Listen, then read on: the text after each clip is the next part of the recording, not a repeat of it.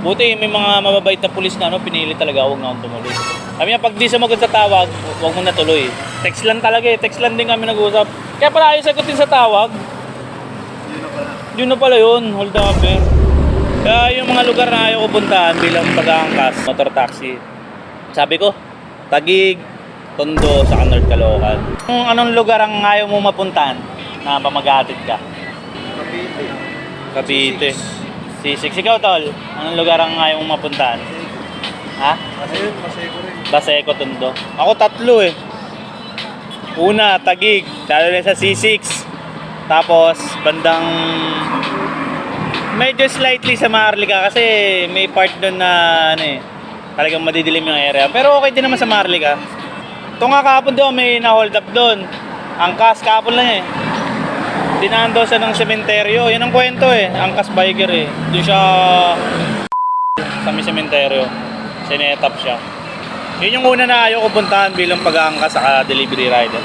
Pangalawa ko naman, ba to? Tondo. Yan, Baseco. Kaya bakit ayaw ko sa Tondo? Gawa nga ito nakaraan yung Grab rider in hold up. Di ba? Pinatay din. Hindi gaya ng panahon ni Isko, yung Baseco, sobrang sobra sa may checkpoint, saka lagi may bantay ron sa may entry, yung arko, na pulis, saka barangay.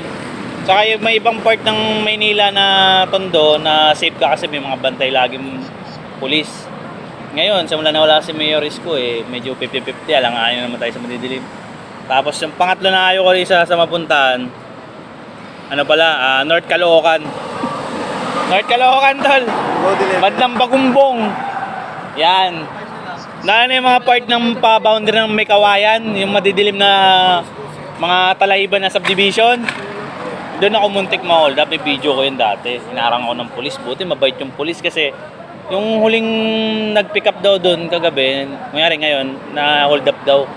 Tapos ako naman, kinagabihan ngayon, dumaan. Buti yung checkpoint sila. Tinignan yung booking. Tinignan din yung report, parehas. Kasi yung area na yun, unknown area pero Marilao, boundary, parang Bagumbong siya somewhere eh. Doon sa may tulay na madilim, yung mahaba, doon ako muntik man. Buti may mga mababait na pulis na pinili talaga, huwag na akong tumuloy. Kami nga, pag di sumagot sa tawag, huwag mo na tuloy. Text lang talaga eh, text lang din kami nag-usap. Kaya pala ayaw sagutin sa tawag. Yun na pala yun, hold up eh. Kaya yung mga lugar na ayaw ko puntahan bilang pag-aangkas, motor taxi. Sabi ko, Taguig, Tondo, sa North Caloocan. The rest lang, ano ba sa inyo? Wala na, yun lang. Pero dito sa Quezon City, okay din eh. Safe dito, safe dito. Saka number 1 tol, para sa akin, mas safe, Marikina. Yan, Marikina. Ang daming bantay na pulis, saka barangay, saka maraming CCTV. Kaya saludo ako sa mayor ng Marikina, napakalinis, kahit di ako taga Marikina.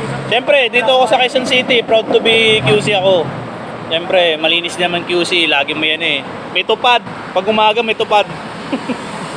Saka yung pulis dito sa QCPD, area naman ng area. Talagang ginagawa nila yung trabaho nila. Yun lang. Sana sa 3 tips na inaayaw akong area, napag-isipan nyo na wag na lang kayo tumuloy din sa mga port na mga delikado. So yun lang. Ride safe sa atin lahat.